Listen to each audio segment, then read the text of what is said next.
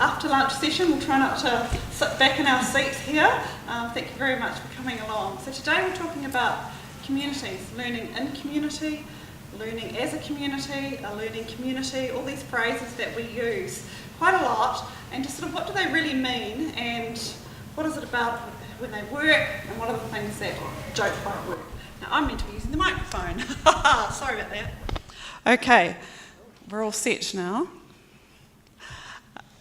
So today, sitting here on our sofas, Andrew's from Tauranga Boys, Mike's a local person, and Anne, you're in Auckland? Yes, Auckland person. So today they're going to help have this conversation around what do we mean about communities. So first up, it's been interesting, this sort of the different conversations around you learned the last couple of days, but everyone talking about, well, we all want to work together, we all want to work for a greater good, create something, leave some sort of legacy. Brad this morning talked about what is our gift that we're leaving. So we know the value of working together and being a community, and we know all the research, then sort of, we've all read that and heard those things, but actually it's still really, really gnarly. So what we're going to have a look at today is just unpacking some of that gnarly things. But first up, I'm just going to ask our sofa sitters here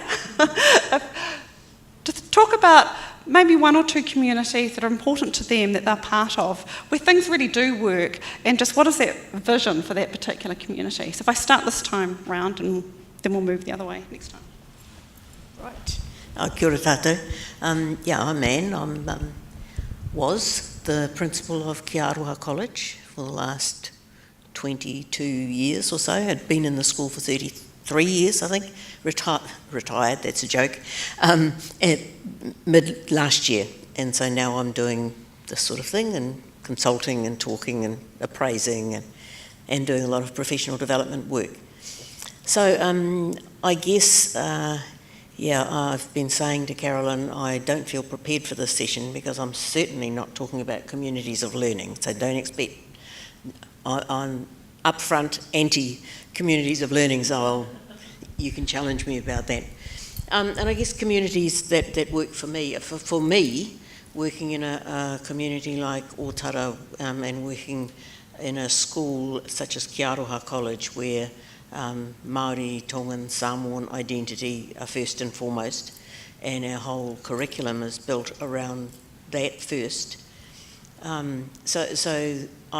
And as a member of a family where all of my children, grandchildren and great-grandchildren are fluent speakers of Maori, my great-grandchildren don't speak English, I think I'm coming at the idea of community for me is common sense, and it's about whānau.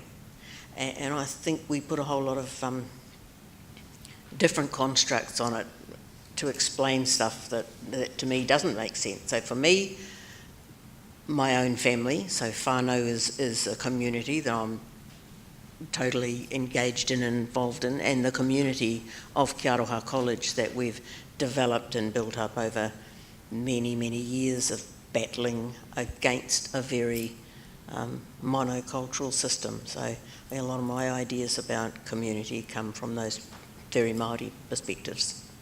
So that's where I'm coming from. Yeah, thank you, Anne. So I am a member of a community of learning. So looking forward to maybe we can get into that a little bit later. And I guess that part of the reason why I was invited here, I've got an across school role with a new community of learning that was established in the Tauranga Peninsula about this time last year. And that's, in terms of community, that's quite interesting because 8 schools got together and signed an agreement with the ministry, so they must be a community because they've got a bit of paper that proves it. And what's also interesting about that is not every school in our geographic area is part of our community of learning. So if you think, well, then what is this idea of community? And I think we're going to get into that a little bit later.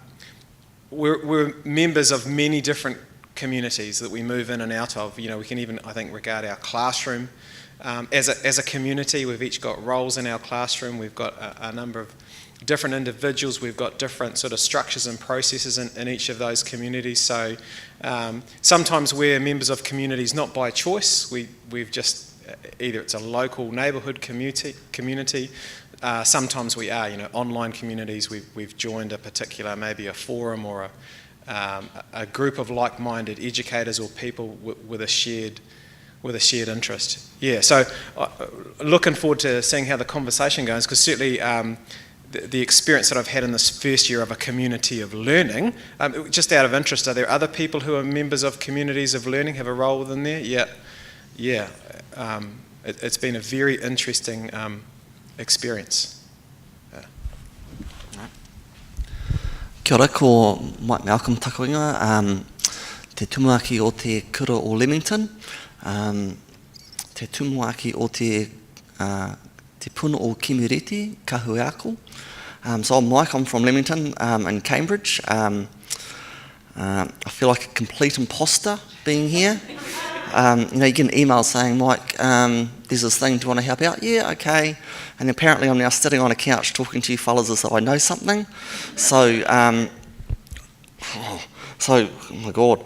So, we're all part of communities, and I suppose I've been very fortunate in terms of what's shaped a lot of my thinking is I'm part of a range of communities.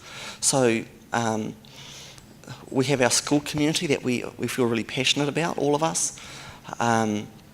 And we've always been part of wider communities, and a key part of this is shifting our focus from just thinking about what's best for me. And it's almost like, when you're neighbours, like I can make as much bloody noise as I'm allowed to swear. I can make as much noise as I like because I don't have to worry about my neighbour. But actually, we don't do that in our own homes. We have some thought to that. So, one of the interesting things about as we start to think about community is the ripple effects we have on others. I've also been very fortunate that I think more than good luck than anything else, just have been invited to be part of other communities that have shaped my thinking. So I'm part of a PLG group of principals from across New Zealand, and we meet regularly just to talk about stuff. I'm also part of a community of principals within the Waikato, and we meet each term just to talk about and go through stuff. Cambridge is a really interesting little town in that there's such a clear pathway. So I do hear some of the challenge that other communities have where, if Tony Gray was here from the Hamilton North Col, that there are 140 early childhoods that feed into all of their schools. And how do you manage that? Whereas Cambridge, we're different. We have, there are 19 early childhoods which feed into our primary schools, which feed into our middle school, which feeds into our high schools. So there's a really nice pathway for us. And one of the interesting things is as your sproglets go through all of those schools, you then end up having links into all of those communities as well, and seeing how things are really different. And it changes the way you have to think about things, because so often we have such an I am right, and we've built something really cool, and why wouldn't others do it that way? So I think community really just makes everything just not quite fit anymore.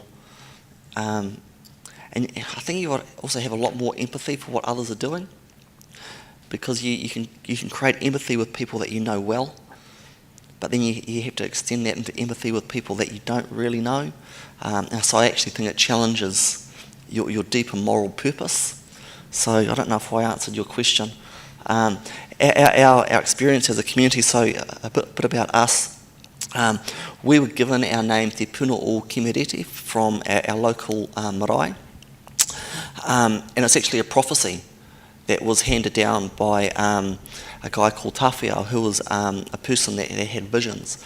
And he had a vision saw a vision of Cambridge being a place that would grow and heal people, and be a place of possibilities that would reach out and touch nations. So that name is almost 200 years old and was put on the shelf. And they've taken it off the shelf to give to us. And so there's a huge burden of responsibility there of, no pressure of what we could do, but it's also from our local iwi perspective, it's a huge sign of confidence of they really back what we're trying to do. And I could go on all day. What are you guys up to? A really interesting story in terms of the Maori connection within our community was when we were discussing the name. There was a question of why did we choose Kimiriti rather than some of the older names of Cambridge. And our kaumata, who's such a humble person, he stood up and said in such a humble way, he said, look, I'm the eldest son of the eldest son of the Tainui Waka, so I can trace my lineage back 28 generations. And as the eldest son of the eldest son, I carry all those stories about the names of where we live. And we chose this name for this reason. So there's a huge amount of mana that I suppose we carry, and so that's quite cool. So communities, cool.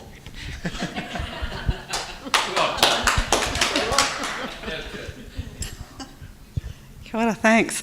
So there are lots of ideas, I think, that came out of here. We've got things about being respectful to others within our community. We've got how we behave as a family. So sometimes there are those unwritten rules that we just know how to behave. We've got communities that are quite close, quite small, and then communities that are coming together brand new, that perhaps haven't worked together with each other. So lots of different ideas. And you'll all be involved in different types of communities as well, because as people have mentioned, the construct of a community of learning is just one of the many constructs of how we make communities. Our professional learning groups, whether it's an online one, whether it's one that you've been invited into, or a community that you've actually sought to belong to. So what I'd really like to know next, when you're thinking about your communities, and I think you sort of talked about this a little bit, but we have in our head just, so how do we recognise a community and what is it about a community? And so some of those ideas you've already been talking about here. And I just wanted to for our audience to think about, often these constructs are seen as dichotomies.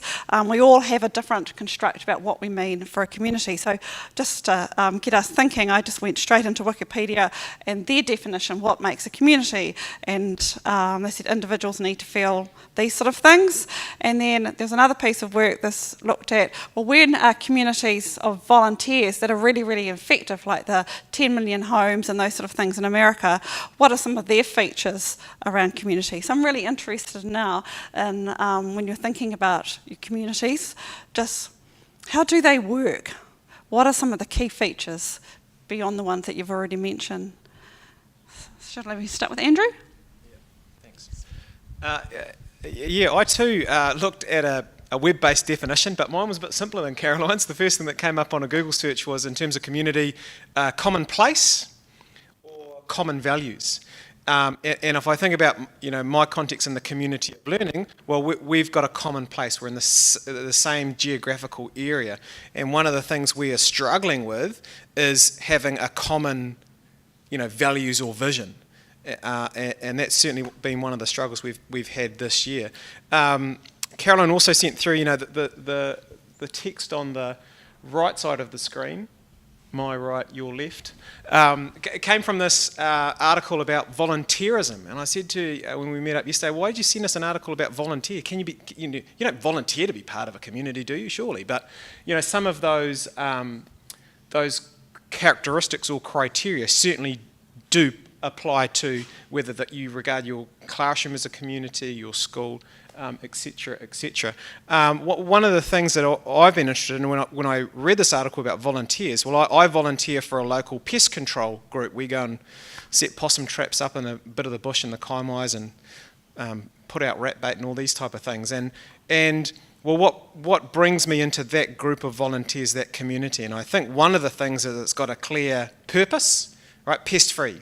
This idea of being pest-free by 2050. So I think, even though we are members of a range of different communities, one of the things that draws us in there is some sort of common purpose, some vision, some reason for being in there.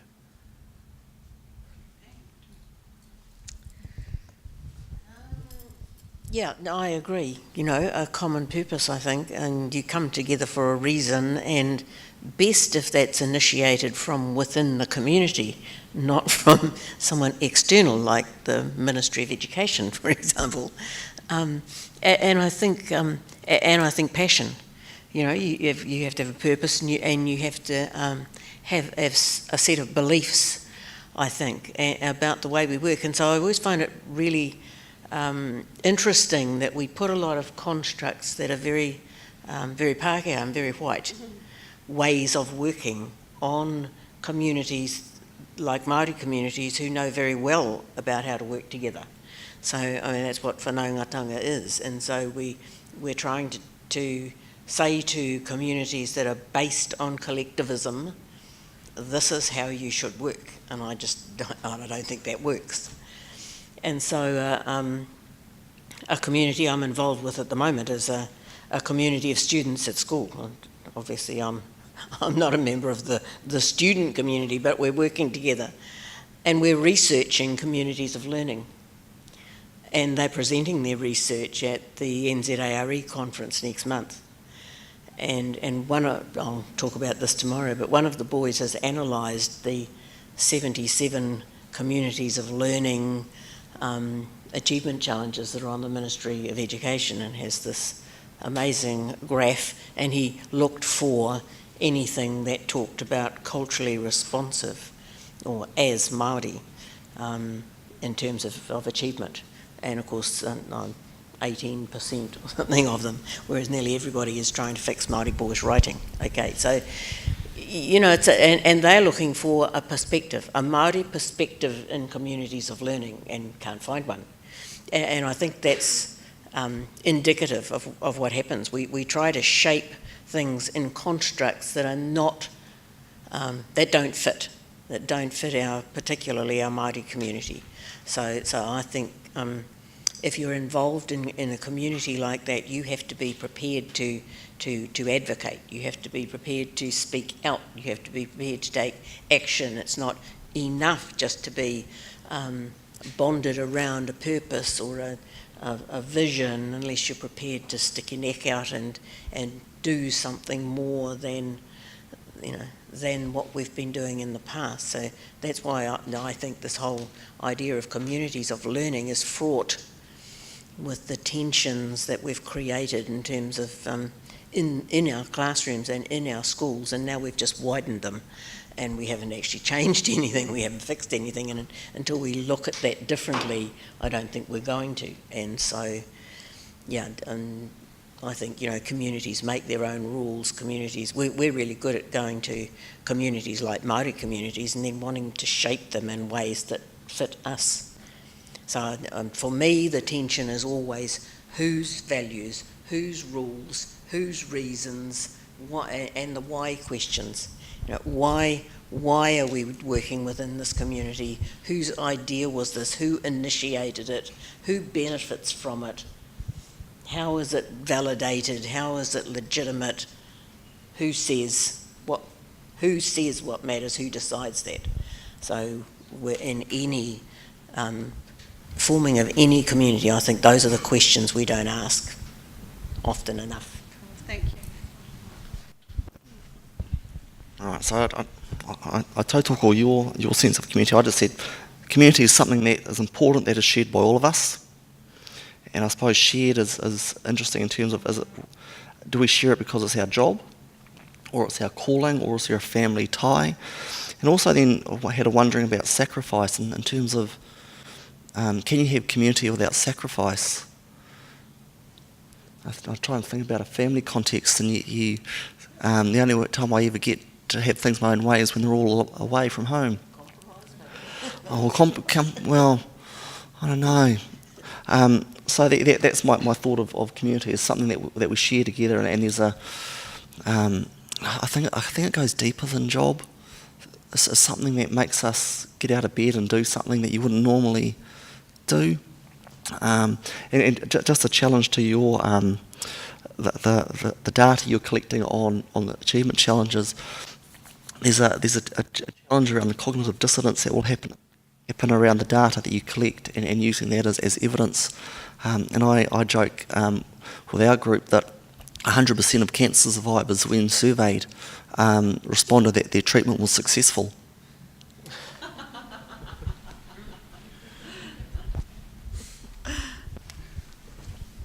Thank you. Okay, well I think we've started to build some of the non-negotiables that are, when we're thinking about community, particularly when we're thinking the initiating of the community, so having some of the hard questions. I think actually talking about some of the things that are important. I think you were talking, Andrew, the need to actually be really clear about your vision, your purpose, as Mike, you said, what gets you out of bed to be part of the group, and what are the compromises? Because that's the whole thing about community, just like family, isn't it? Well, as you said earlier, you can't make noise for your neighbours. So talking about your compromises and what's going to be there. And again, the sort of constructs we have, just what are we creating here as a community? And thinking again that actually we all do want to take action. That's why we all became teachers and educators. We are activists. We want to change the world.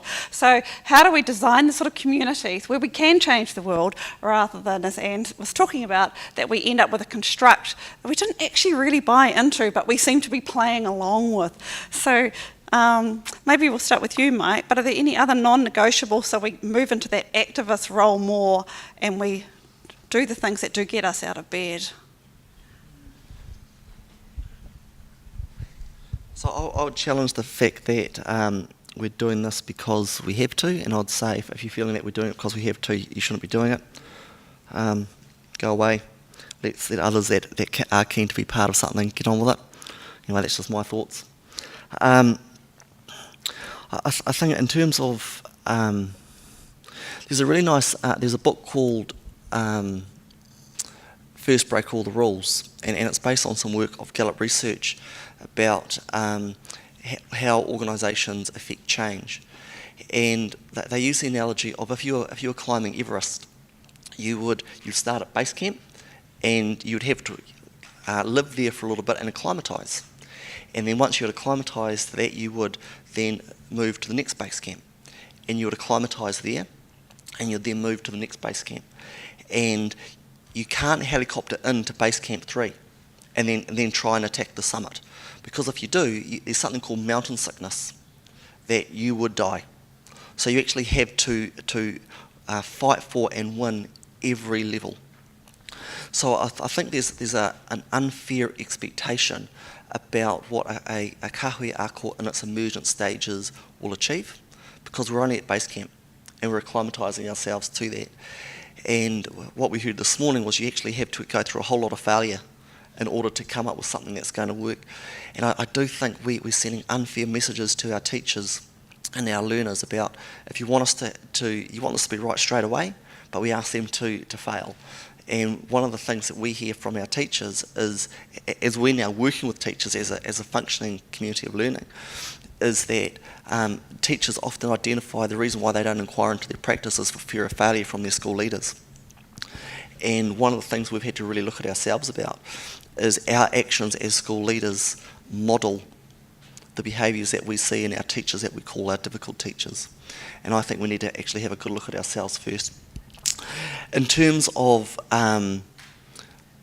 starting though, I actually think what we've done is we've focused on the things that we have in common. Because there's lots we don't have in common.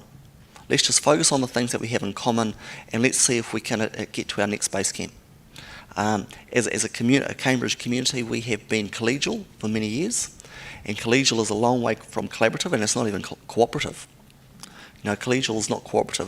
We get on well together, but we are collegial, and we still are. So I think that's the focus on the things we have in common, and just go from there and see what happens. Yes, I think non-negotiables when you start a community. Well, I think if I think of my classroom as a community, well, when I first started teaching, one of the non-negotiables was I was the boss. Because I was told by my head of department, don't smile till Easter, line the boys up outside, check your uniforms, hit them straight with the class rules. First thing, you're the boss. But now what's not negotiable in my classroom community is values, so respect, right? In this classroom, we respect. So I think that's probably a foundation of any community, some sort of values. If I think now of how we've established this community of learning that I've been part of, one of the non-negotiables has really had to have been relationships. And I remember seeing this term relational trust bandied around. I just thought, oh, here's another bit of edu speak. But over my experience, the course of this year, it's just so vital. Because like Mike said, we've always been collegial with a couple of our schools in our geographical area. We've had good relationships with the intermediate, get along well with them, haven't really collaborated or cooperated really even. We get some information about kids and which ones to look out for and stuff. But now that we have the structure of a community of learning, I think I've certainly realised it's about meeting up with people, right? Who's the person who teaches a Year 7 class? Who's the DP in charge of assessment data?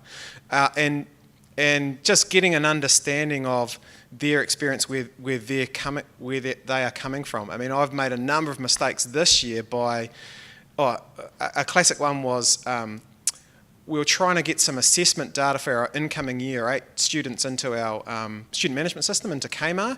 And so I knew the name of a DP at Intermediate and said, oh, can you send us all your assessment data for Year 8 boys? Thinking, well, this is going to be a good thing. We're sharing data. That's great.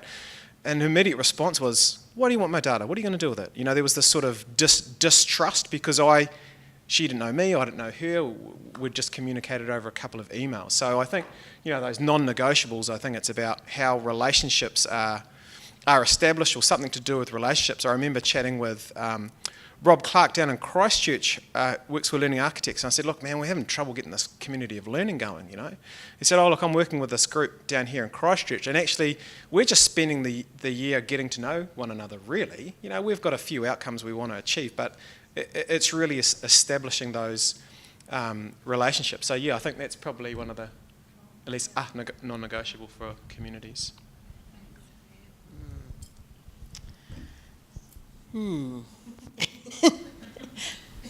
I think my rules and my non-negotiables are around, as I said, like who benefits and who, and so when we're talking about relationships, is the relationship mutually beneficial?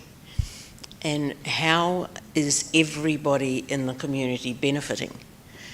And so, and I get that communities of learning are just starting. I'm working with some communities of learning and we're doing a lot of talking around culturally sustaining pedagogy, because we're not talking about responsive anymore.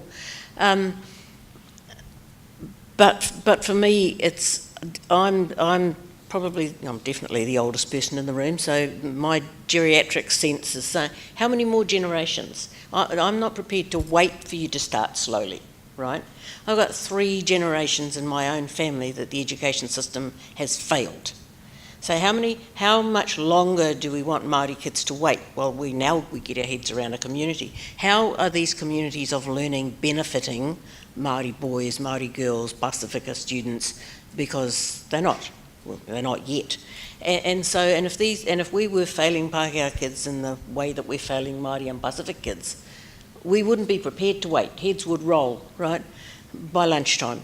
So I don't have patience anymore for us to wait while we get another construct sorted out. So, and it is imposed, right? And we might have been collegial before, and I've been part of communities of many different principals communities over the years, and many different teachers communities, and all of them have tried to work for the benefit of kids. But they only benefit some kids, and that's the truth. And how do we change that? And is this new thing going to be any different? And so I have more questions than I have answers, and I don't think we've got it right. And I'm not prepared to wait, because I don't want any more generations of my family to be failed by our schools. So my key non-negotiable is it has to benefit Māori kids more than their reading and writing, and that's because we're not asking the why questions. Why? So when we looked at that amazing kapahaka group, Kirikiriroa, Hamilton boys and girls at the opening of the conference, I'll bet we didn't think, damn, I wish they could write better, right? And I'll bet, what we saw was Māori kids achieving amazing excellence, right? Achieving an excellence. And then how do we turn them into non-readers and writers when we can see their ability right in front of our noses, but back in the classroom we can't? If it doesn't benefit everybody, it's not a community. That's my bottom line. Kia ora, thanks.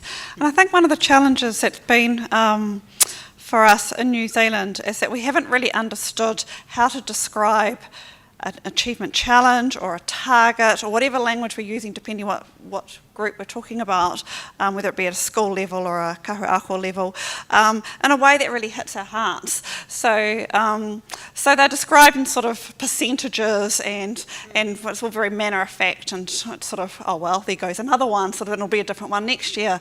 And I was talking to Andrew about some work I went and observed a couple of years ago, Tony Bryke, if any of you have seen his research, and that whole thing about how to get the, right in the beginning, that sort of buy-in. And so that the situation in Chicago and in back streets of San Francisco and the colleges there, so the kids go into colleges and they've got to get foundation maths, and if they don't get foundation maths, then there's sort of all sorts of things, limits made. And of course the kids who aren't getting foundation maths are the first generation Americans, ones whose parents have never been to university and that sort of thing. So they realised that in one town they had 100,000 kids who weren't getting foundation maths. And so instead of just saying, we need to improve the maths of 100,000 students, they had this statement that until we do something, 100,000 students will not be able to achieve the dream they have for themselves. That's how they got the buy-in from all the maths departments. So it's turning these achievement challenges into something that really does get your teachers up in the morning, isn't it? And sort of so that those words actually do become the vision, and we are pest-free, and yeah.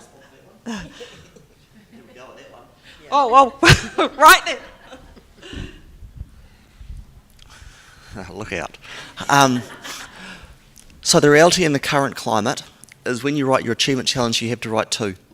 You write one for the ministry and one for yourselves. Because that's the way it is. That's the way it is. That's the way it is. So you couldn't either moan about it or get on with it. So we wrote two. It's like our curriculum document. There's a front half and the back half. Half of it's for the ministry and the other half is ours. And as soon as we were endorsed, we got on with the stuff we wanted to anyway. So in terms of and I agree with you about if the voice of our students do not say that things have changed, nothing has changed. And that's what we're passionate about. That if you were to read our achievement challenge, it says boys Maori writing, because it has to. If you didn't, you weren't going to get across the line, and you could go back and forth and try and change policy, and you're going to be pissing in the wind. It's not going to change. So we just did it. But actually, we want to change things for all learners, in every class, every day, day upon day. So for us, I actually don't think why is the question. I think the question is, what is the impact we want our education system to have, and how would our students voice that impact? Because if they don't voice that impact, nothing has changed. And what we've learned is actually starting to listen to the students is a very simple sort of way that we've thought about how we're attacking our achievement challenge is what are the causes of underachievement? And we came up with four, all right? Is it teacher content knowledge? Is it effective teacher assessment practice? Is it those pedagogical strategies that I think I heard somewhere about, it's not what I want the kids to learn, but how would I get them to learn it? Those pedagogical strategies. And also the relationships. So when we talk to kids, those kids that the teachers say they're underachieving, they never say, teacher content knowledge is the cause of my underachievement. They say, my teacher's a dick. Right? And so what we do, our solution has been, if boys are underachieving in writing, let's send our teachers to a writing course, because the teacher is the issue. They don't know enough stuff. If you ask the kids, they don't say that. They say, my teacher doesn't know me. They don't care what the teacher knows, they don't know me. So the way that we've approached our work is we need to change our practice so that we know our kids and figure out what our impact should be for them as voiced by them, and unless their voice changes, nothing's changed. So that's our achievement challenge. But if you read it from the front half of the ministry, boys, Maori writing. I know, and the question is why? Sorry. You know, the question is why. So why are we failing our Māori boys in the first place? That's the question, right? Decades, we've been focusing on literacy and numeracy since 1999 as a formal policy from the Ministry of Education, right? I was there, never in the ministry. I put pins in my eyes, but, you know, 2 decades and we haven't made a difference. So the question is why? Why are we failing Māori kids? And I know we fail lots of other kids too, but why are we failing Māori kids the most?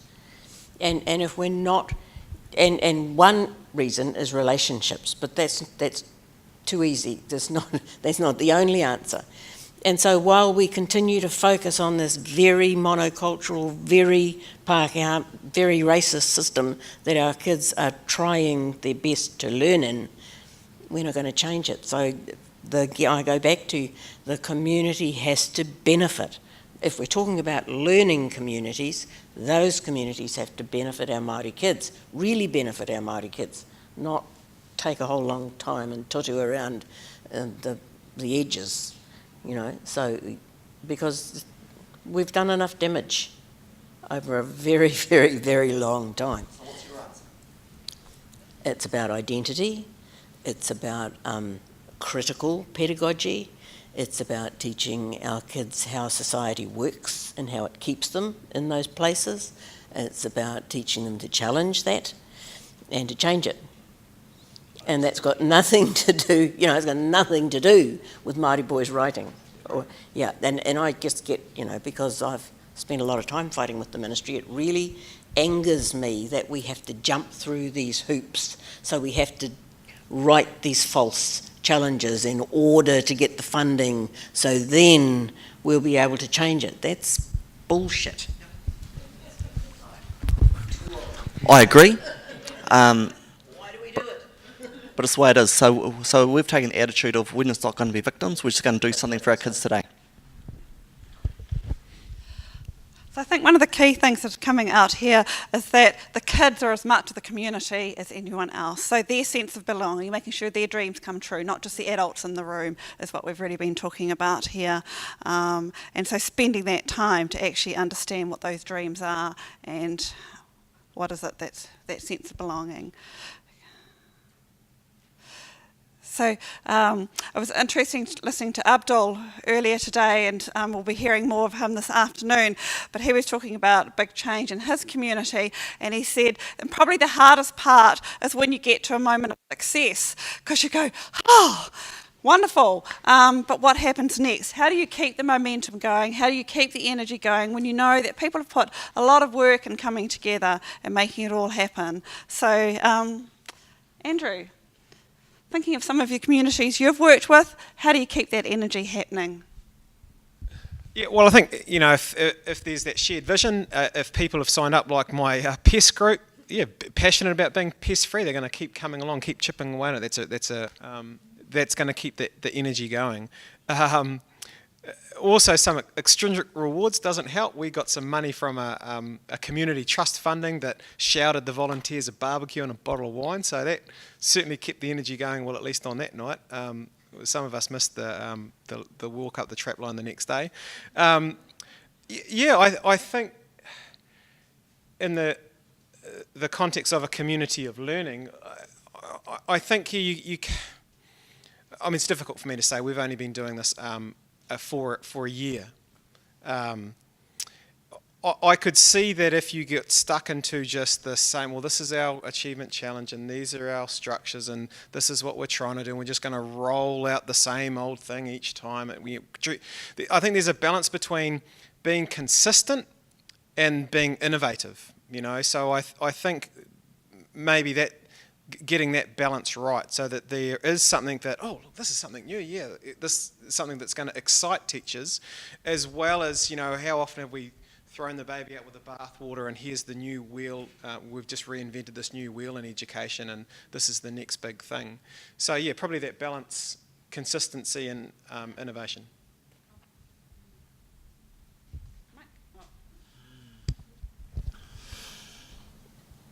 So the question is, how do we keep the energy going? Yeah, how do you keep the energy going? Thinking about your communities where it's worked. It's tough to find communities that are working. I'm not thinking of communities, I'm not thinking of cafe art. Okay. I'm thinking about, we're all part of communities. So thinking about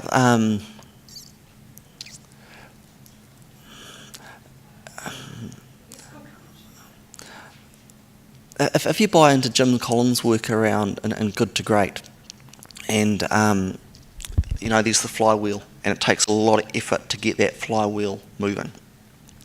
I think a challenge we have is that the energy we need to get the flywheel moving, by the time we have it moving, we're tired. And that's a challenge that our community currently has. When you listen to the voice of our teachers, there are some wonderful things happening around the shifts that they're having in their practice. But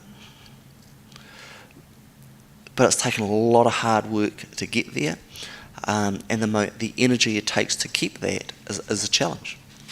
And it's a challenge because we, in order to keep that momentum going, we need more key stakeholders putting their shoulder to that wheel and not seeing the changes we're wanting to make within our system as being separate from the work we do within our own school.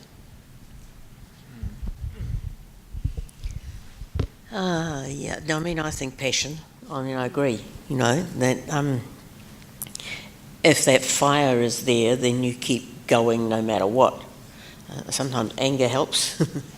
Certainly helped me, and certainly helped the community of Karoha College. That battle against bureaucracy, that battle against trying to develop something better for our kids has been, there's a lot of that truth, and that we will fight on forever. So no matter what, no matter what. So I think, that the fire, that common purpose, that. But often, there are times when the next barrier goes up, or the next thing doesn't work, and then it's easy to give up. But if you have got the end goal in mind, and you're in it for the kids, and then you have to rally round, and you can't let the fire go out. So, yeah, I think passion and sheer stubborn bloody mindedness is probably would be my best answer. Should have another response.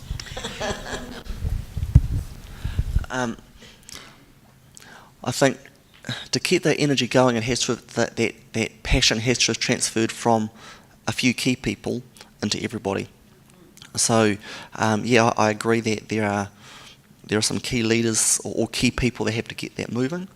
But if that hasn't transferred across, then So what are the characteristics of an effective leader in a community? Because that's that's your job title anyway, leader of a community. I don't think that's on the slide. No, but I agree with you. I think this element of leadership, is important. Did you all hear that question? You ask it again. Give me time to think. So the element of how important is leadership, or what are the characteristics of a leader in a community? I think the only way you can answer that is to ask the people. Yeah, what do you need from us as leaders? So the question to you is no, because I think it's a very genuine question. Because as leaders, we've defined what good leadership is. And so this is part of our inquiry. So what we've done is we're asking our teachers when at kahui ako to inquire into their practice and the impact of their practice as voiced by the learner. how does that affect me as a leader? I have to inquire into my practice as a leader, into the impact of my leadership on others. And the only voice that counts, well, there's one voice that doesn't count, and that's mine. So the question to you would be, what characteristics do you need from leadership to do your role, to allow you to do the real work? Yeah, good answering a question with a question, Mike. Well done. Yeah, I think for me, it's someone who has just a clear vision and is passionate and is unrelenting. You know, this is you're someone you will follow. Yeah, how's it help me? By motivating, energising, keeping me. Oh, this is really. That's all hairy-fairy. What specifically? Oh, no, I don't think it's hairy-fairy. I think, if I think of being to change a different tactic, being part of a different community in a sports team, if you've been part of a sports team that's had like a strong captain, that captain usually is someone you've got a lot of respect for, or that that motivates you to go out and play well. There's that can improve your performance in that sporting context. I also think another aspect is there's got to be some clear processes and structures, and there's 1,001 ways you could manage a community of learning or a classroom community or whatever. But as long as you all understand, well, this is the way we're going to do it. This is the how it's structured. These are the way the processes are going to work. I think that's a trait of an effective leader. Maybe Anne, who's been a principal as a leader, leadership of a community. Yeah. Kia ora. Who decides those traits? Again, from a Maori perspective, and I'm not Maori, so I am not speaking for Maori, but leadership from the back is what's valued. So if you're a community that is running a marae, then the ringawera, the people in the kitchen, are the most important people. So leadership characteristics. So I've got the same issues with our definitions of leadership and what makes a good leader as I've got around our constructs around these artificial communities. Whose constructs are they, And so in my leadership as a principal in a 100% Māori Pasifika community, which was our school, where I and 2 teachers were the only Pākehā in the whole place, I had to learn really quickly that leadership was about listening and changing my practice, or I wouldn't have lasted 5 minutes. So it's very much depends on who you're leading and what type of leadership they value. And for me it was about surrounding myself with key people from the community who could tell me when I was doing the wrong thing and who could tell me what would work better, and then not trying to reshape that into my framework of what I thought that looked like from my very white perspective. And it's very different. And we don't often think about that, so we just keep replicating this idea of leadership, that it's the out front person, or it's the, and I think we all do that, listening and getting on board with the other people in the team that we're leading or the team that we're working in. But there are very different perspectives on leadership in other cultures. And when those other cultures make up a big percentage of our school community, then we don't do enough listening. It's very different, very different. You're in that setting, you're very much part of the whānau. That's all you are, part of the whānau. That's different. Thank you, kia ora. Did it? Yeah, well, I think, you asked me for... So I think for me, I work better with a strong out front leader. Yeah. I think that's something I've certainly learned this year. But I acknowledge that not everyone's like me, that leadership can be different. But then how do you get stuff done if you've got to be a different leader to the different people you're leading? Because that's effectively what you're saying, isn't it? Listen, what type of leader do you need me to be for you? What type of... Because one of the frustrations I've had this year is we don't seem to have got stuff done because we have meetings about meetings about meetings, and we talk, and I better check with that person, or no, hang on, let me take that back, I'll report back next meeting about this, and we haven't got runs on the board, and that, for me, that's a frustration, because I don't think we have a strong leadership. We don't have strong leadership of our community of learning. I don't know if either of you want to respond to that. And that's a really different perspective, again. So in the Kia Ora College community, the time is whatever it takes. So if you're trying to tell everybody, if you want someone who's going to dictate, right? And I don't. You just said we need to change now. Yeah, well, I do. Yeah, I mean that. I mean we have to change what we're doing now, and that waiting. Yeah, but it depends what we are working for a common purpose. We are consulting with the community, but we're not putting somebody out front and saying, right, drive this, because it won't work. It's not going to work, because it's about consensus and then changing, but listening. So I could have, and did in the first years, try to push the community in the direction for those very reasons, because I was impatient and I wanted to hurry up.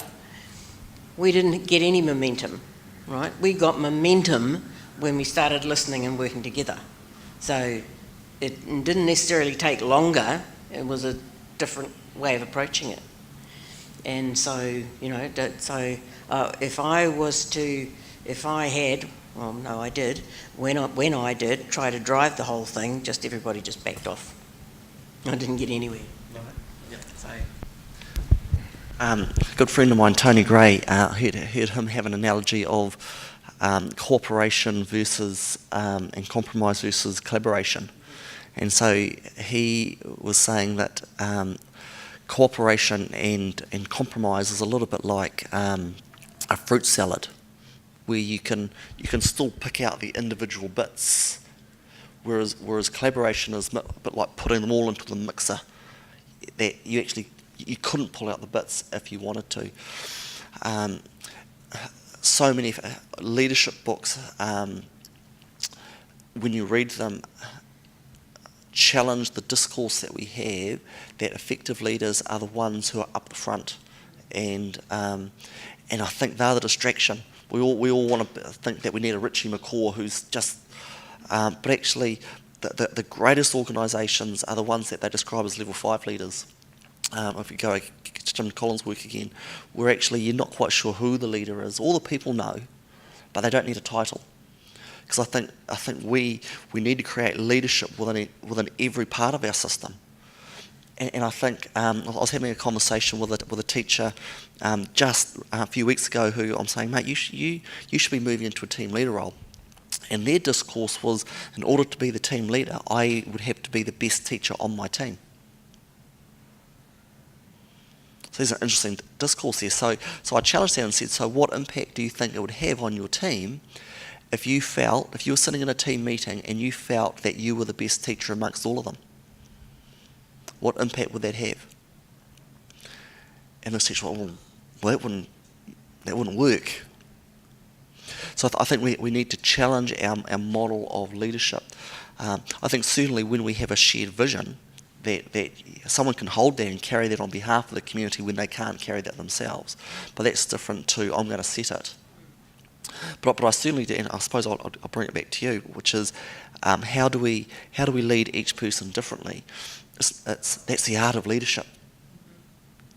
How do we respond individually to every child within our class? That's the art of teaching. How do we respond to every child that, as a parent? How do we respond to each one of our kids? That's the art of parenting.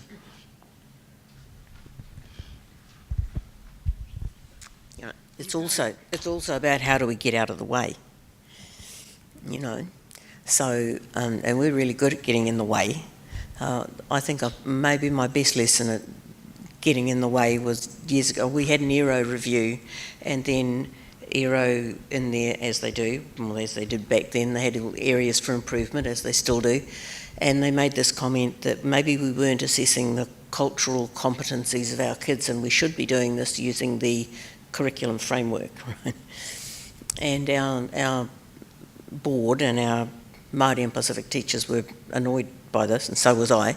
So we composed this response that said we weren't going to use the curriculum framework, which was designed from a Eurocentric point of view to measure cultural competence, and we would continue to develop our own assessment of cultural identity, which of course we hadn't even started. So then we had to think about this. So I started asking questions from my because I didn't know, but they'd fascinated me for years. So why did you choose that boy to be the kai kōrero, you know, to make the speech? Because he wouldn't be the person I would have chosen, you know. And I'd ask another teacher, who would you have chosen? And they'd say the same person. And it wasn't the boy who was fluent in Te Reo Māori, it was for some other reason. And so our teachers started asking each other those questions, and I had no clue. And finally, why that girl to do the karanga? Again, everyone would agree it was that girl. That wouldn't be the person I would have picked, and I had no idea why I was wrong. Until they'd say something like, because her nanny can karanga. Right? So by 2 years we did this, right? And we ended up deciding that there was an intuitive process that our Māori and Pacific teachers could bring to these roles of leadership that I had no clue about. And so we turned that into our assessment of identity, which we now use, which I'll talk about tomorrow. But it was a really, really good lesson for me in that I was totally bemused by this process. I had no idea how it worked, but the teachers did. And they taught me a really big lesson about leadership and about, you know, intuition and about instinctively knowing things that, and getting out of the way and letting that develop. So, never lost Thank you. that lesson. So the whole thing about setting up communities, just how complex it is, I think sort of reflects this conversation, that it goes very wide, it goes very deep, there's a lot of passion, we all have different constructs in our head. I think we all have the same purpose. I think we're all here for the same purpose. It's just how do we actually, is it a journey, are we growing something, are we climbing a mountain, are we developing a flywheel and drawing in more people? So yes, we're still all grappling with the same things. We read the research and we still try and make it happen. And I don't know why I keep getting Claudelins up on my computer. And I'm not actually sure that my next question is one we really, but you know, it's open there. You may know of the Opōriki Children's Art Houses, for a community working together. They're really clear about what they're working on and the whole thing. And I think we have really agreed on that communities are really, really important if we want to make this work. It's just how to get our communities working. So, your advice, the one change. Would you like to go last? Yes. I knew. Don't get me started. Yeah, one change. Look, in terms of the community of learning that I'm a part of, I think it's too early to say. You know, we've been through we haven't even finished our first year. Here, I think just spreading the attitude of that it's okay to fail and take risks and change. You know, I think as teachers, every lesson we're asking kids to do something that they haven't never done before, right? That's learning. But often as teachers, we don't apply that same attitude or value to ourselves. So I think probably part of the reason that we're all here, we've given up 3 days in our holidays, is because we all have that sort of that value. We want to come in here and have our ideas shifted and pick up some new skills and talk to people about how we can be better educators. But I think we can all think of other teachers in our own schools that are comfortable in doing a similar thing day by day. And so I think if we can capture those people and encourage them to take risks and that failure is okay, that idea of a growth mindset, maybe that would be my one change. Right, so before I answer this, I'm going to segue back to another question that you asked, which was because you asked us about what are some of the hard spots, and you also asked us if we had like a pre-briefing briefing. Yeah, what are some of the cool stuff? Because for those of you that are still getting up and going, it's hard work. But the cool stuff is when you get an across-school team of people together and within-school teachers together in the same room and talking about their practice and talking together about how they want to shift things for kids, and then them coming back and sharing what is happening. That's cool. So all the stuff about what we'd want to change, if you don't, the hard part is when you're not up and going, because you never see that. My favourite days are when our teachers are coming back and they're working on stuff, and they know that they can affect that change, and there's not going to be some muppet back at school saying, no, I don't believe that. They can get stuff done. And so the feedback that we get from our teachers when they're together saying, we're developing some what we're calling possibilities of practice at the moment, which is trying to get some shared language of practice from what would a teacher turning up with a pulse look like, through to what would just the best practice we can currently imagine look like. And those teachers say that those are the most mentally demanding and pedagogically stimulating days they've ever had. They get more out of that. They've said to us, this has been the best PD I've ever done. That's cool. That's the hot spots when you start to see those changes for kids. I think the one change I'd like to see within our education system, was that it? I'm done. I have a sadness about who puts their hands up for the roles that make decisions on our behalf. Because when you go to other systems, so someone was saying to me just a few weeks ago, okay, what's next for you, Mike? Have you ever thought about teaching at the university? Nah, it would drive me nuts. Who would want to? And I think one of the lecturers said to me, so you be a principal and then you go and work for the Ministry of Education. Who wants to go and work for the Ministry of Education? Anyone? Anyone? You do? You work for the Ministry of Education? Do you still want to work? Anyway, come on. But it's how do we attract the very best of our system on behalf of our system? And I think we have the same issue within our unions. Our unions don't attract the very, very best of our system to work on behalf of our system. So if I could make one change within our system, would be how do we attract the very best of us to work on behalf of us? Because that currently doesn't happen. Oh my goodness. You're only allowed one. I know. Okay. There has to be equity, right? And our system has to be less white in order for us to change that and to achieve equity.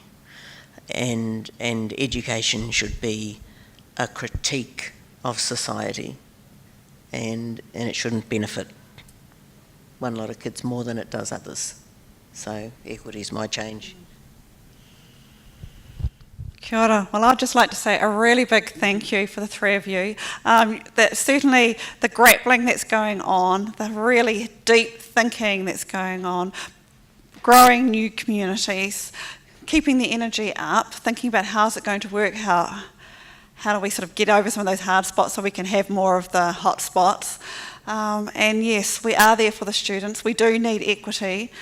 At the moment, we've got 1,001 different versions of how we think we're going to get to equity. So how, as a community, do we have the best, in profession community, the best way, the best ways in different contexts so that we do, so that you don't have to wait for your third generation. Yeah. What? Mike would like to answer your questions.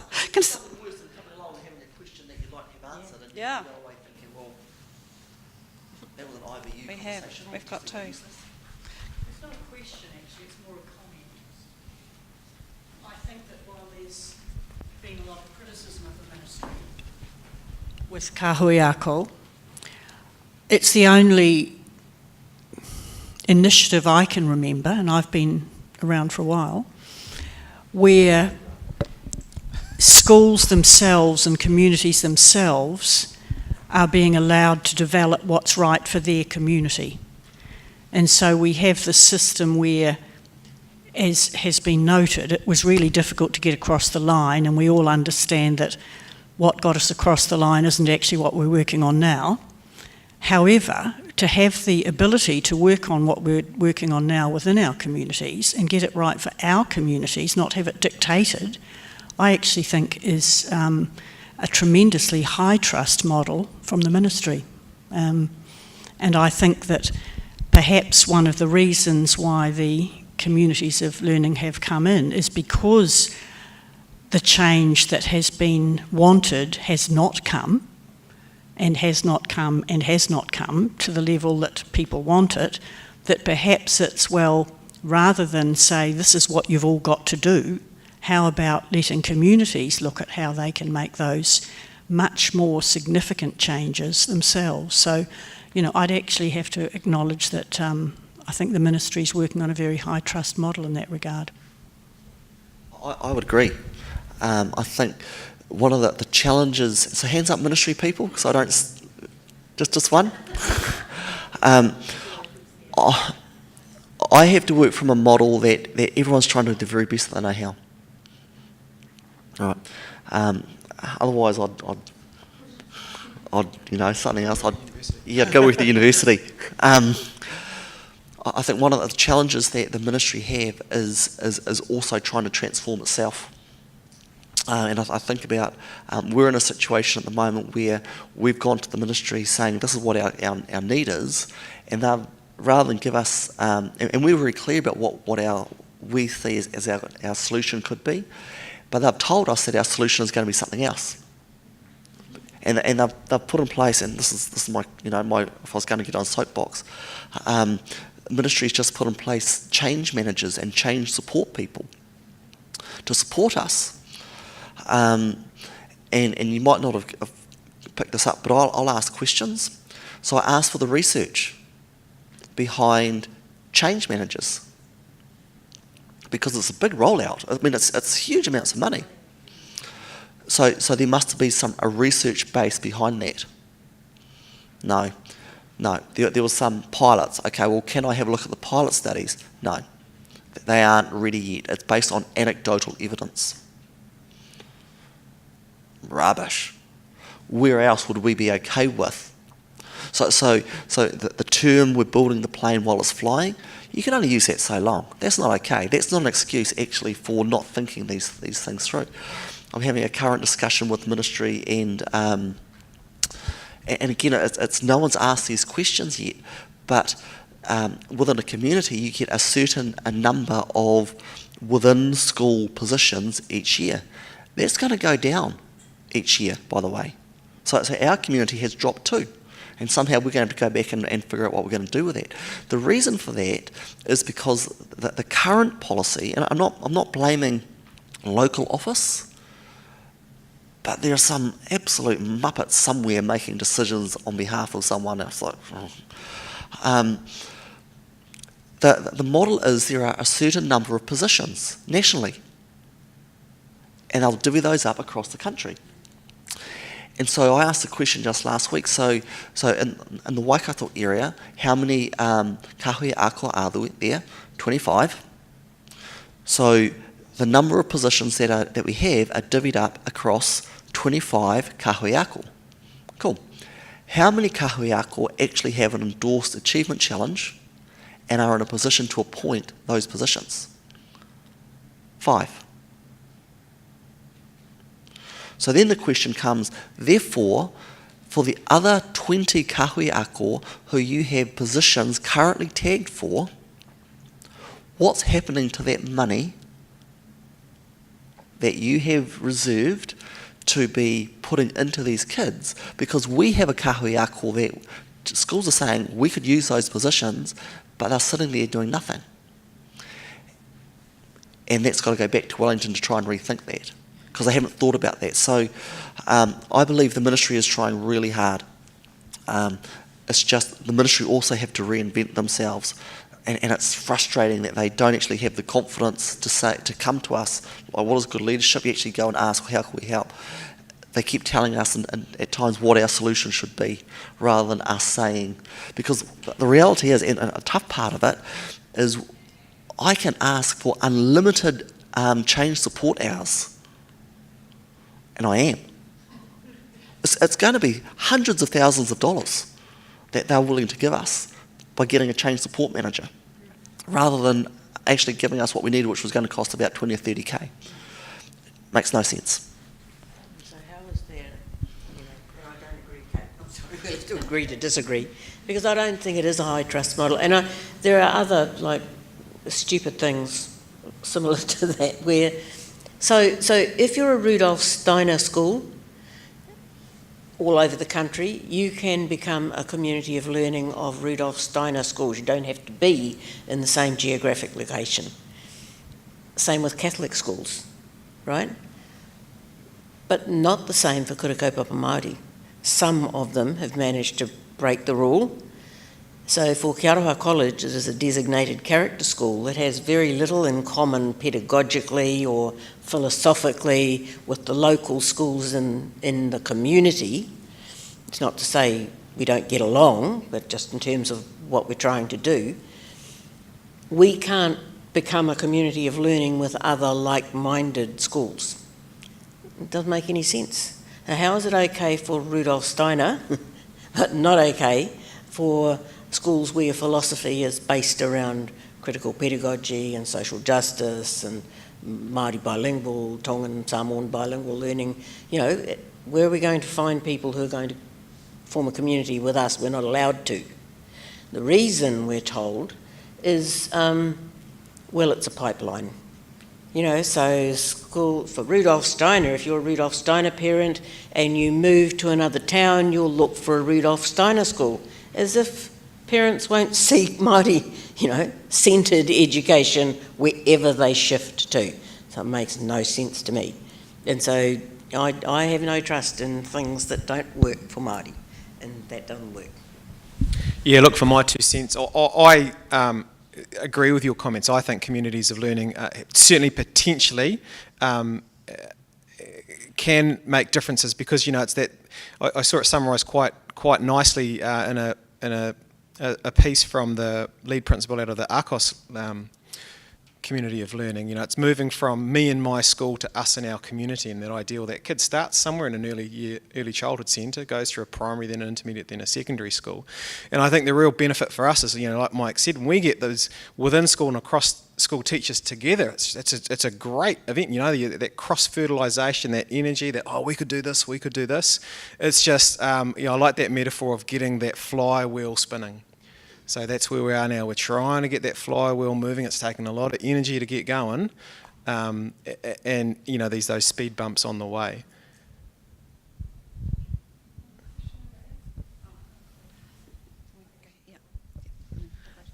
You mentioned identity and relationships as being really important to building up Māori achievement. So my question, I hope it comes out right, when Māori students have generationally been raised in a Pākehā-centric society where they don't know their identity, neither do their parents and potentially their grandparents and further on, how do I, as a white female, teach them without cultural appropriation or tokenism? And you can't, right? But when I'm their teacher... Yeah. And it's about tapping into key people in the community that can help you do that. And there are always people, right? We just need to know where to look and how to ask and how to, So it's not our role as Pākehā to be teaching Māori kids about their identity, but it is our role to be facilitating our kids access to people who can do that, And so that's another community. It's about making those connections with your Māori community. You have, and it's a lot of work. you know, you have to put yourself out there, you have to put yourself out into the community and to find those key people and then get invited to things and start listening and talking, you know. But that's the work that you have to do in order to develop those relationships of trust that then become a community. You know, and it takes a long time because at the moment Māori have got no reason to trust us whatsoever, right? So we've got to do the work, and that's the issue. But it's really possible. Yeah. So Erin, we're fortunate here in Tainui. They've taken a very different approach to say that it's not up to Māori to only do that. They've taken a very different approach that it's all our responsibility. So if you ever get a chance to work with Cass Savage from down in Christchurch Way, I asked her this question: what's the difference between tokenism and what's tokenistic? And she says it's tokenistic if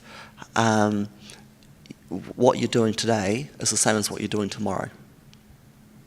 That there should always be you trying to do more. So if you know the Māori word for something, use it. And by using the Māori word for something, you're saying that it's okay to speak Māori. And so you're validating, as a European, you're validating Māori language, Māori kawa, te ao Māori, to that student and for all students. And I think that there's a shift in that it's okay to be Māori. Right?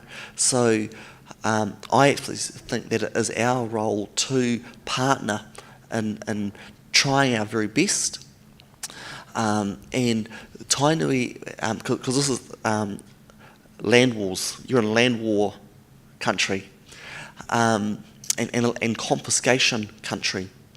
And so Tainui describe life before the soldiers and life after the soldiers. And so they describe how Māori and Pākehā lived together in harmony. And then the soldiers came. And the soldiers did things that they wouldn't normally do, but they had to because they were soldiers. Right? And they weren't, what that soldier did wasn't that person.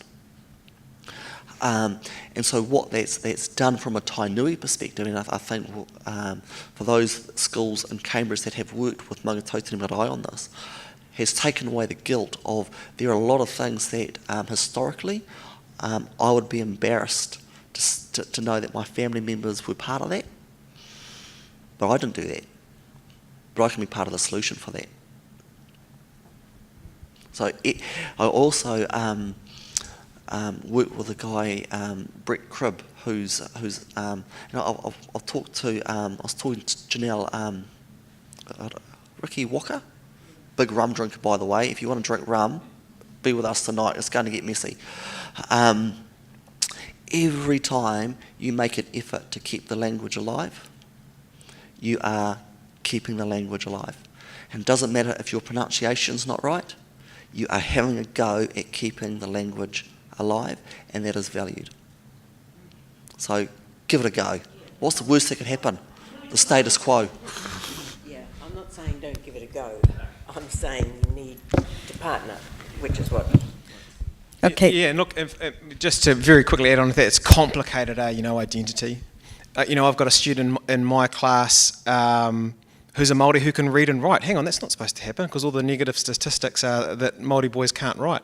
But there's such a continuum of identity, and that's without even looking at the tribal aspects or iwi relationships. So we've got three main iwi in our area in Tauranga Moana. Well, the second largest iwi group in our student population is Ngā Puhi. So it's just... I certainly am not sitting up here trying to be an expert in culturally sustainability,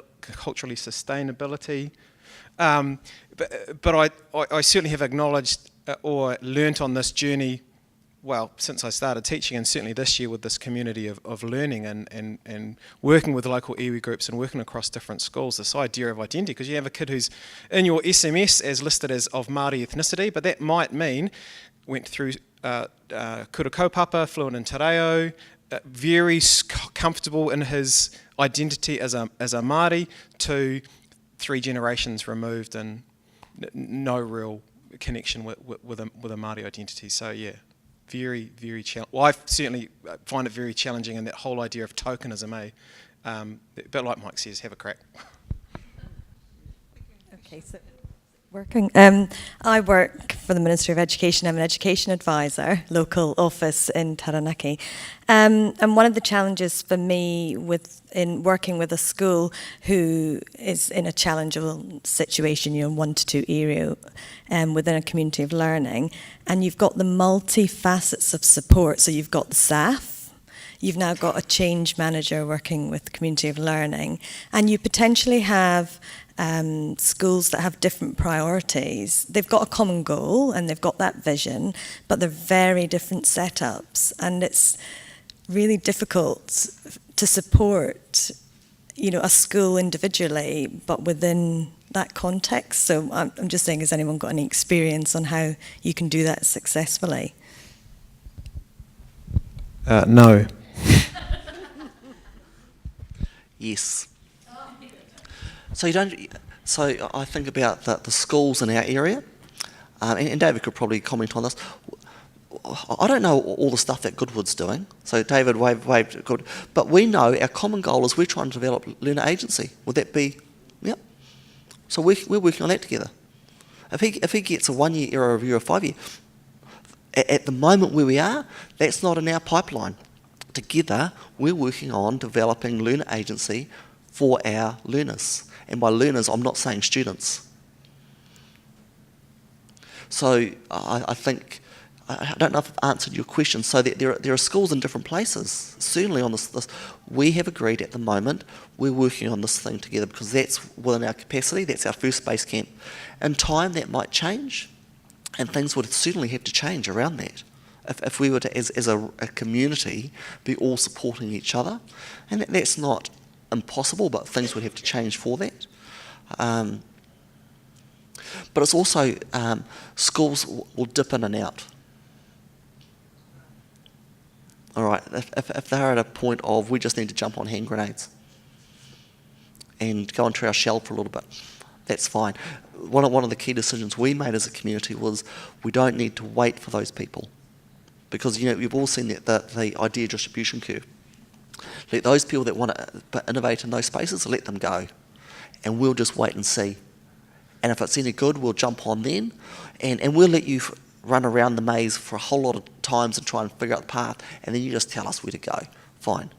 So I think small bits. Does that sort of answer your question? Yeah. So, I guess what you've said to me is that continue the greater vision, but then there's other bits that you can dip in and out of. So it's not wrong for me to concentrate on an area that isn't necessarily within the call achievement challenge as an education advisor supporting the school.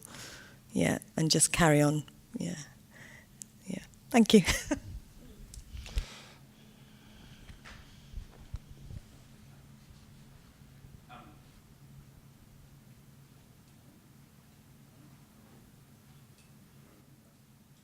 There we go. Oh, great conversation, by the way. Thank you. My question is probably a bit broad, maybe. If you could frame kahui ako slightly differently, which is that I understand what you're talking about, which is that you get the things that you're told that you have to do, and you do them because, well, you might say that. You write them down, or do what you have to do to get done what you need to get done, is probably more importantly, to get over the line. What about the idea of, well, for instance, in today's education system, our education system, we have a lot of transition, huge amounts of transition of staff overall, teachers, managers. That's a huge loss of social capital in schools across the board. The idea of a kahui ako is that actually schools aren't operating in siloed little hierarchical institutions. They're getting together as a group, and I'm going to totally misuse the word, I'm sure, so you can pull me up on it, but there is a term called taupuipui, which is about standing together, and that by being intermeshed and being strong, then we are the sum of the part. The sum of the whole is stronger than its parts.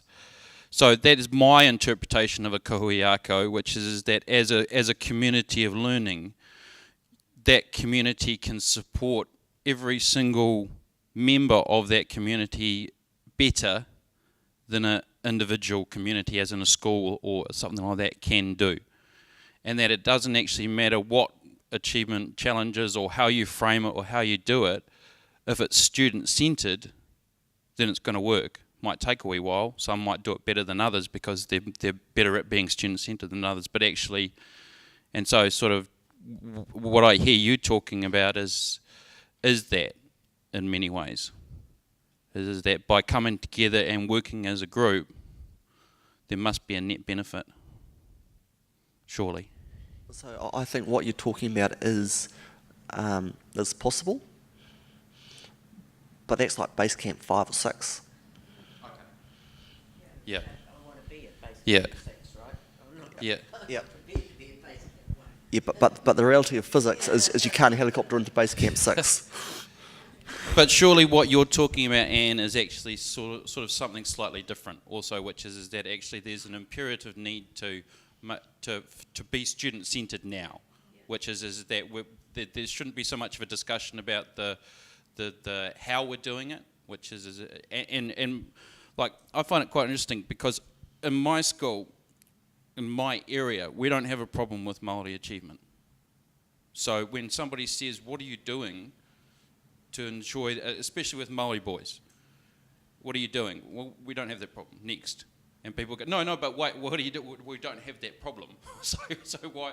I understand that it's a problem for other people, but also at the same time, how are you allowing them to identify as Maori? Because we give them the time and the space, and we give them the support to do that. But that's because we do that for everyone. It's not because he's Maori that we give him that support. It's that everybody who walks through the door gets some level of support to ensure that they are achieving what they need to achieve.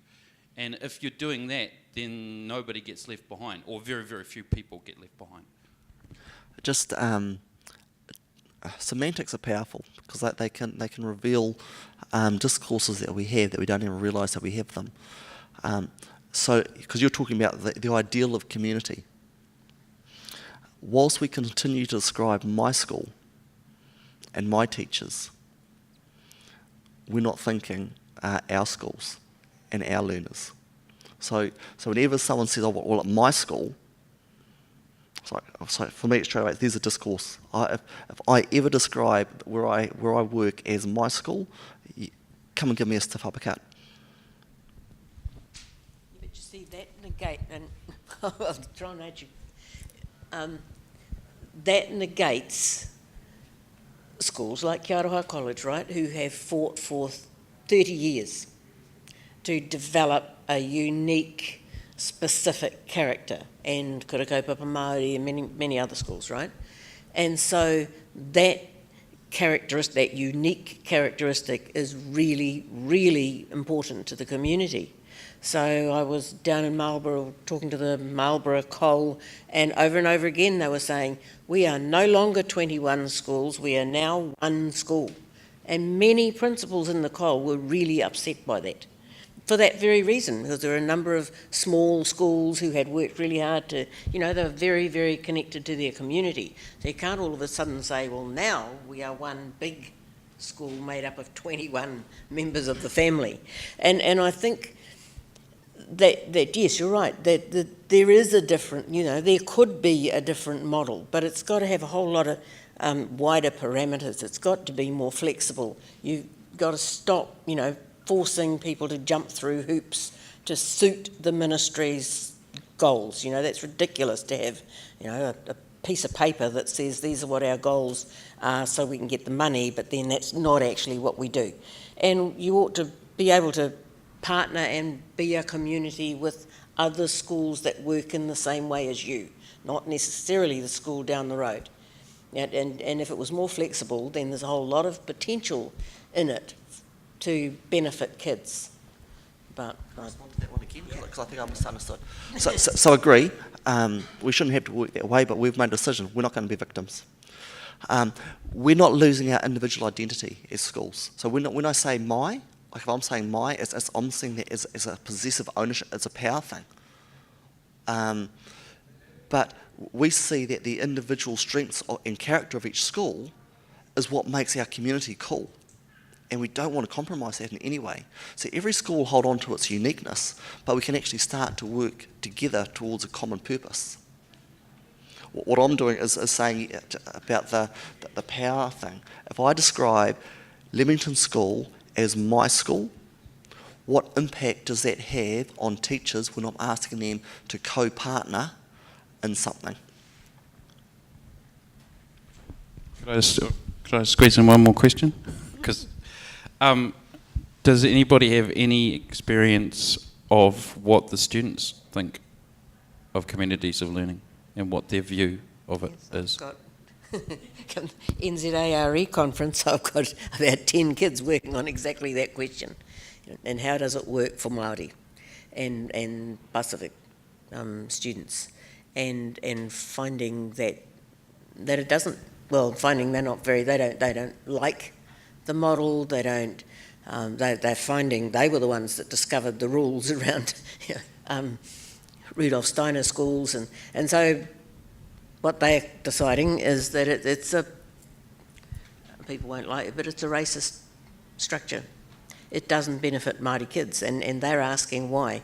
So my Matthew, I'll quote him tomorrow, said, so do they really think that we're dumber than Pākehā kids? Is that why we're at the bottom of all the data? That's his question. Well, what do we answer? What's the answer? What do I tell Matthew? That's what he wants to know. Yeah, look, my little answer to that is it's positive. So with my class, I've had a couple of chats. Oh, look, Liam, I was talking to Mrs. Mills yesterday. I know she taught you in intermediate. She said you're a really good student, and oh, really? That idea that there's this connection between the two different schools. We hosted some teachers from Tauranga Primary School. Found a boy who'd been there 4 years ago. He gave them the tour of the school. He came back. Oh yeah, that was my school, and I knew that teacher. And so small things, but yeah, I think they can only grow. Thank you. Well, a conversation about communities, but the only community that's on everyone's top of mind is communities of learning kahu ako. So that's what we ended up talking about. So that's because that was right on top of mind. And understanding that there's huge sort of, just what is the balance all the time? What is it around consistency, innovation? What is it about the urgency to do something for Māori students and we must bring everyone along and get this vision and values all sorted out at the beginning? So that balance, what does our leadership look like? When do we work like this? When do we work like that? All the time, just working it out, moment by moment decisions, which is exactly what we're doing in the classroom as well. So classroom teacher making moment by moment decisions. So thank you very much. A lot of thought, a lot of angsting, which is what it's all about. So I hope you're all angsting as well. Live the fear and go and make a difference. So thank you very much.